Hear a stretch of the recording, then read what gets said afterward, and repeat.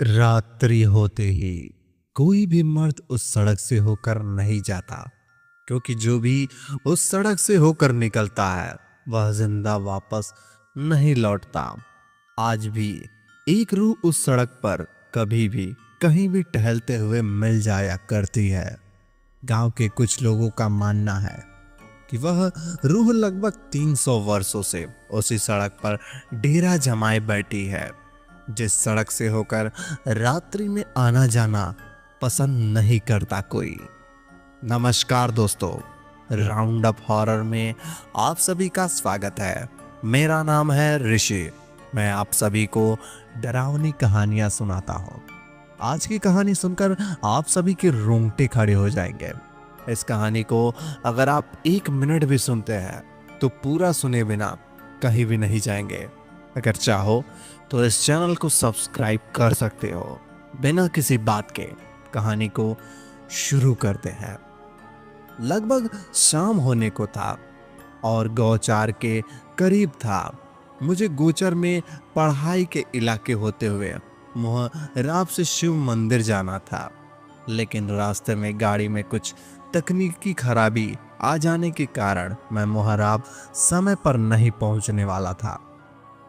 लगभग सूर्य पश्चिम दिशा में अस्त हो चुका था और मेरी गाड़ी मोहराब की ओर गोचर वाली सड़क पर होते हुए तेजी से आगे बढ़ चली रही थी। जैसे ही गाड़ी गोचर के नहर के पुलिया के पास पहुंची, वैसे ही पुलिया के किनारे लगा हुआ एक बड़ा सा साइन बोर्ड पर मेरी नजर चली गई। नीले रंग का साइन बोर्ड पर उजले रंग में लिखा हुआ था, कृपया रात्रि में सड़क पर सफर ना करें। मैंने उस साइन बोर्ड पर लिखे गए हिदायत पढ़कर गाड़ी को पुलिया के पास ही रोक दिया। मुझे यह समझ में नहीं आ रहा था ऐसा क्यों लिखा हुआ है। ऐसा कौन सा बात है जिस कारण जिला प्रशासन ने यहां साइन बोर्ड लगा रखा है। यह सब जानने के लिए मैं गाड़ी के लिए नीचे उतर आया कि देखते हैं आखिर क्या मामला है। तभी सड़क से होते हुए तेज तेज कदमों से चलते हुए कुछ मुसाफिरों को अपनी ओर आते हुए देखा। वो लोग आपस में बातें करते हुए तेज कदमों से चलते हुए इधर उधर चले आ रहे थे। जैसे वो लोग मेरे पास पहुंचे, मैंने उनसे पूछ डाला, भाई साहब, ये जो साइन बोर्ड लिखा हुआ है इसका क्या मतलब है। तब उन्होंने उपयुक्त बातें बताई। इस सड़क पर कोई भी रात्रि में आना जाना पसंद नहीं करता। और उसके बाद जाते जाते मुसाफिरों लोगों ने मुझे भी आगे न जाने का सलाह देते हुए मेरे बगल से निकल पड़े। अब मुझको यह समझ में नहीं आ रहा था कि मैं क्या करूं। साइन बोर्ड पर लिखा हुआ हिदायत से लेकर मुसाफिर के द्वारा बताई गई बातें न मेरे मन में संशय का स्थिति बना दी थी। और इधर धीरे धीरे अंधकार भी चारों तरफ मंडराने लगा था। सामने मोहराब के पहाड़ियां दूर दूर तक आकाश की ओर अपना सिर उठाए खड़ी दिखाई दे रही थी। चारों तरफ बढ़ते अंधकार के बीच सड़क के दो और टकीले झाड़ बहुत दूर दूर तक लंबवत चला गया था। जहां पर मैं खड़ा था वहां से लगभग 5 किलोमीटर की दूरी में आगे तक कहीं भी कोई गांव घिनराव नहीं था और न ही कोई शहर ही मिलने वाला था। इस हालत में मेरे पास 2 विकल्प थे, या तो मैं गाड़ी में पीछे ले लूं या नहीं तो आगे चले चलूं। इसी सोच से गाड़ी के पास मैं खड़ा था। सड़क पर एकदम सा सुनसान सी हो गई थी। ठीक मेरे सामने दूर शिक्षित पर 2 तारे पहाड़ी की दिशा में चमकने भी लगे थे। मैं अब ज्यादा देर नहीं कर सकता था, क्योंकि मुझे जल्द से जल्द मोहराब पहुंच जाना चाहता था। मुझे पता था कि मोहराब पहुंचने पर खाने पीने और रहने का बंदोबस्त हो जाएगा। इसीलिए डर और संशय को दिमाग से निकालते हुए मैंने गाड़ी स्टार्ट कर दी। और गाड़ी स्टार्ट करने के कुछ सेकंड के अंदर मैं और गाड़ी गोचर पुलिया को छोड़कर सड़क के मोहराब की ओर तेजी से बढ़ चले। गाड़ी अपने दोनों हेडलाइट को तेज प्रकाश बिखेरते हुए तेजी से आगे बढ़ती चली जा रही थी।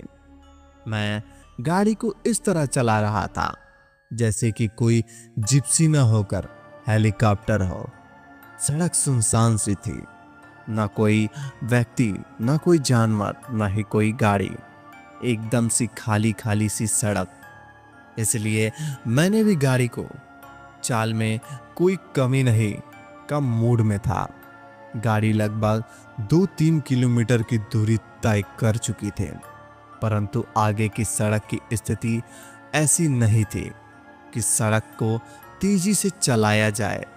सड़क पर बड़े बड़े गड्ढे थे और कहीं कहीं किनारे पर बड़ा सा पत्थर भी था।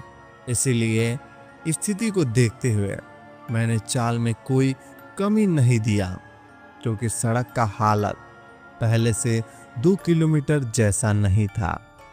गाड़ी पहाड़ी की ओर उबड़ खाबड़ सड़क के किनारे हुई कुछ मिनटों तक आगे बढ़ी थी। एकदम गाड़ी रुक गई। यह क्या? भय और विस्मय के कारण मेरे मुंह से एकाएक शब्द फूट पड़े। मैं कई बार गाड़ी स्टार्ट करने की कोशिश की, लेकिन गाड़ी टस से मस होने के नाम ही नहीं ले रही थी। अब क्या करें, क्या नहीं?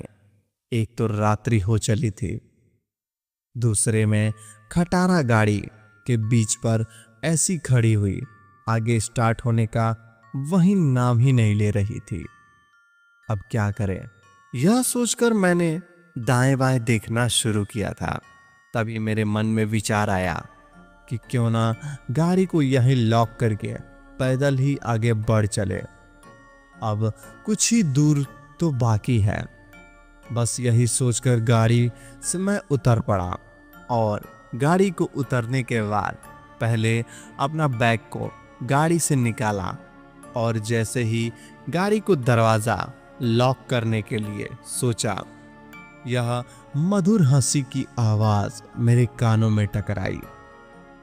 मैं तो डर के मारे मानो उछल सा पड़ा, लेकिन अगले ही पल मेरे मन में पता नहीं कहां से हिम्मत आया कि मैं सावधान होकर खड़ा हो गया। देखता हूं वही कोई रूह है जो बेगुनाहों को मारती है। जब जिंदगी खतरे में डाल ही चुका हूं तो एक बार खुद को आजमा कर देख ही लेता हूं। ऐसे भी मौत तो जीवन में एक ही बार आनी है, ना तो क्यों ना उस रूह को आज रात साक्षात कर ही लूं। अगर जिंदगी बच गई तो कोई बात नहीं, अगर मौत आ गई तो भी कोई बात नहीं। इतना सोचकर मैं एक बार बड़ा सा 4 फुट का लोहे का सरिया गाड़ी से बाहर निकाला, जो अक्सर गाड़ी में ही पड़ा रहता था। लोहे का सरिया लेकर अब मैं गाड़ी में बैठ गया और अंदर से दरवाजा बंद कर लिया। साथ में गाड़ी की हेडलाइट को बुझा दिया। अब मेरे चारों ओर घना अंधेरा था। कुछ ही देर बाद जंगली बिलार और शियार की आवाज मेरे चारों ओर गूंजने लगी और रह रहकर सन्नाहट भरी हवा पेड़ों से होते हुए निकल जाती। कुछ जंगली जानवर सुनसान सड़क पर धीरे धीरे कर आने जाने लगे थे। रात्रि में जानवरों को चमकती नीली आंखें गाड़ी की ओर झांकती और पुनः गायब हो जाती। लगभग यह सब नजारा देखते हुए लगभग रात्रि के 10 बज गए और उस समय कुछ उंझल सा लग रहा था। मेरी आंखें झप्पी लेने लगी थी। तभी गाड़ी के पास कुछ हलचल सी हुई। मैं तो पहले से ही सावधान था, इसीलिए गाड़ी में बैठा बैठा सड़क की ओर देखने लगा। ये क्या? मेरे मुंह से उस समय खुला का खुला रह गया। सामने सड़क पर मेरी गाड़ी से कुछ ही दूर पर एक महिला सचमुच में खड़ी थी। महिला के चारों ओर दूधिया सी रोशनी थी। यह प्रकाश कैसे? मैंने मन में मुझसे सवाल किया। मैं तो उस समय डरा हुआ था, फिर भी एक हिम्मत मेरे अंदर बधा हुआ था। उस प्रकार में दूर तक सड़क पर और सड़क के चारों ओर बहुत ही कुछ दिखाई दे रहा ही थे। महिला तो इतनी साफ नजर आ रही थी, पूछो मत। उसके सिर का बाल खुले हुए थे। सफेद वस्त्र में तो सड़क पर चुपचाप खड़ी मेरी गाड़ी की ओर लगातार देखे जा रहे थे और मैं उस महिला की ओर। वह धीरे धीरे मेरे नजदीक आने लगे। मुझे समझ में नहीं आ रहा था अब मैं क्या करूं। अच्छा यह होता कि मुझे वापस लौट जाना चाहिए था, परंतु मुझे सोचने का क्या होता। अब तो मैं उसको सामने था और वो मेरे सामने। वो कहीं और आत्मा जैसी नहीं लग रही थी। वह धीरे धीरे मेरे करीब आ गई थी, इतना करीब मैं उसे अपने हाथ से बढ़ाकर छू सकता था। शिवांशु, यह तो मेरा नाम है। शिवांशु शब्द कान में गूंज उठा। एक बार नहीं, कई बार। शिवांशु, शिवांशु, शिवांशु। वो सफेद वस्त्र वाली परछाई ने मेरा नाम ली। उसके द्वारा बोले गए शब्द चारों दिशाओं में गुंजायम हो रहे थे। मैं कुछ आगे सोच पाता उससे पहले मेरी जिप्सी में वही सफेद वस्त्र, वही खुले बाल जिप्सी में पीछे वाली सीट पर आकर बैठ गई। तू तू तू अंदर कैसे आई? मेरी आवाज उस समय हलक में फंसा हुआ मालूम हो रहा था और डर के मारे मेरे हाथ में सरिया छूटकर नीचे गिर गए। ऐसा लग रहा था जैसे मेरे चारों ओर दृश्य शक्ति बैठी हुई है। वह मुझे देखकर मुस्कुराती हुई बोली, शिवांशु बेटा, अब मुझको डर कम और अंधविश्वास ज्यादा हो रहा था। जो परछाई कभी स्त्री बन रही थी तो कभी परछाई बन जाती थी, वो मेरा नाम कैसे जान रहे थे? इसलिए मैंने उत्सुकता में आते हुए पूछा, मेरा नाम कैसे जाना? मेरी बातें सुनकर कुछ हिली, उसका चेहरा साफ दिखाई देने लगा। उसने मुस्कुराती हुई मेरी थर्राती हुई आवाज में बोली, मैं तेरे बारे में बहुत कुछ जानती हूँ।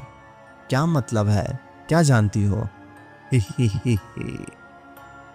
वह मेरी बातें सुनकर कुछ अजीब सी हंस पड़ी और हंसने के बाद बोली, तू मुहराब जा रहा है ना? हाँ तो तू अपनी मर्जी से नहीं जा रहा है। मैं तेरी माँ का विवश किया हूँ यहाँ तुझे भेजने के लिए। तू पागल है क्या? नहीं बेटा, मैं तेरा बेटा कैसे? मुझको इतना बोलना था कि वो स्त्री अपना हाथ मेरी ओर बढ़ाई। उसने हाथ की उंगलियों को नाखून बड़े हुए थे और हाथ देखने में कुछ अजीब सा दिखाई दे रहा था, जो सामान्यतः मनुष्य का तो नहीं होता। ये रुको, क्या कर रही हो? मैंने कुछ पीछे हटते हुए बोला। बस उसको बात पता नहीं वो मेरे साथ क्या किए। मेरी आंखें बंद हो गई और कोई और ही दुनिया में थे। वह अंधेरा नहीं था, दिन के उजाले थे। एक छोटा सा शहर जैसा था। वह जगह जहां पर मैं खड़ा था, वहां एक खुला मैदान जैसा कुछ दिखाई दे रहा था। चारों ओर मेले जैसा दृश्य था। बहुत से लोग उस मेले में दिखाई दे रहे थे। कोलाहल सब मचा हुआ था। तभी एक औरत पहाड़ी की ओर तेजी से दौड़ती हुई आई, जो एक छोटा सा बालक उसको अपनी गोद में उठाए हुए थी। वह बहुत डरी हुई दिखाई दे रही थी। डर के मारे वह बार बार पीछे की ओर मुड़कर देखती और देखने के बाद तेज तेज कदमों से शिव मंदिर की ओर बढ़ती चली जा रही थी। वह लगातार शिव मंदिर की ओर बढ़ती जा रही थी। शिव मंदिर के पास पहुंचते ही उस महिला ने अपनी गोद में लिए हुए बच्चे को शिव मंदिर के पास रखने वाली थी। तभी वहां से एक और दूसरी महिला पहुंच जाती है। क्यों बहन, इतना क्यों डरी हुई है, क्या बात है? दूसरी महिला ने सावलिया नजरों में देखते हुए बोली, बहन, मेरा नाम गायत्री है और ये मेरा बेटा है जिसका नाम शिवांशु है। प्लीज आप इसको कुछ देर के लिए अपने पास रखिए। कुछ लोग इसके पीछे लगे पड़े हैं। इतना बोलकर गायत्री ने आंखों में आंसू लिए हुए शिवांशु की ओर देखी और देखती हुई बोली, बेटा कुछ देर के लिए आंटी के पास रहो, मैं जल्द ही आ रही हूँ। और फिर इतना बोलकर गायत्री भीड़ में कहीं गायब हो गई और लौटकर वापस बहुत देर तक नहीं आई। तब दूसरी महिला ने बेचैन होते हुए अपने पति को बुलाई, जो मंदिर में शिव भगवान की पूजा कर रहे थे। अजी सुनते हो? मंदिर में पूजा करने वाले व्यक्ति को लगभग पूजा समाप्त हो गई थी। वह पूजा स्थल से लगभग उठने ही वाला बोल पड़ा, आ रहा हूं भद्रे। इतना बोलने के लिए कुछ सेकंड के बाद पूजा करने वाले व्यक्ति मंदिर से बाहर था। मंदिर के बाहर आते ही वह अपनी पत्नी से बोल पड़ा, ये बालक किसका है भद्रे? पता नहीं जी, एक महिला यहाँ छोड़कर चली गई और वह अभी तक वापस नहीं लौटी है। उसके बाद भद्रे ने सारी कहानी विस्तार से सुना दी। तो क्या करें, हमें घर पे वापस लौटना है और शिवांशु को यहाँ छोड़ भी नहीं सकते। एक काम करो भद्रे, कुछ देर और देख लो और उसके बाद वह नहीं आती है तो इसे अपने साथ ले चलते हैं। ऐसे भी हमें कोई संतान नहीं है, शायद ईश्वर को यही इच्छा होगी। इसके बाद मुझको लगा कि कोई मुझे झटके से पहाड़ी के ऊपर खड़ा दिखाई दे रहा है। पहाड़ी के जिस स्थान पर स्वयं को मैं खड़ा देख रहा था वह एक बेहद ही सुनसान जगह था। चारों ओर जंगल ही जंगल मुझे दिखाई दे रहे थे। कहीं भी कोई भी इंसान नहीं नजर आ रहा था। कुछ सेकंड तक स्वयं को मैं वहां पर अकेला अवस्था में देखा रहा था। मैं डरा सहमा सा इधर उधर बड़ी बेचैनी नजरों से देखने की कोशिश करता हूं। तभी मुझे कुछ दूरी पर एक स्त्री को कुछ लोग द्वारा खींच कर लाते हुए दिखाई देते हैं, जिसे देखकर मैं चिल्लाना शुरू कर देता हूं, ये रुको, इसे वहां ले जा रहे हो, अरे रुको। इसके बाद शरीर थर थराने लगता है। मैं पसीने से तरबदर हो जाता हूं और उसके बाद लगता है कोई झकझोर कर मुझे गहरी नींद से जगा दिया। जगाने के बाद मैं मोहराब को नजदीक स्वयं को पाता हूँ। बहुत ही प्रथम मालिमा मेरे चेहरे पर पड़ता है। सामने वही खुला सा मैदान दिखाई दे रहा था जिसे मैं स्वप्न में देख रहा था, और वही शिव मंदिर भी। मेरा दिमाग सन्न रह जाता है। मुझे यह समझ नहीं आता है कि जीवन में ऐसा पहले मोहराब आया हूँ, लेकिन स्वयं में देखा हुआ हूबहू वही स्थान कैसे हो सकता है? क्या मुझे उस रूह से कोई रिश्ता है? और फिर 2 किलोमीटर पहले ही नहीं, कैसे हो सकता है? मेरा मन मुझसे कई बार कई सवाल करने लगा था और उस सवालों का कोई जवाब नहीं मिल रहे थे। बार बार दिमाग में यही बात आ रही थी, क्या स्वयं में देखा हुआ वह बालक मैं ही था? दोस्तों, अगर आपको क्या लगता है कमेंट करके बताइए, और ऐसी ही और डरावनी कहानी सुनने के लिए मेरे चैनल को सब्सक्राइब कर लीजिए ताकि हमारी आने वाली कहानियाँ सबसे पहले आप तक पहुँचे। धन्यवाद।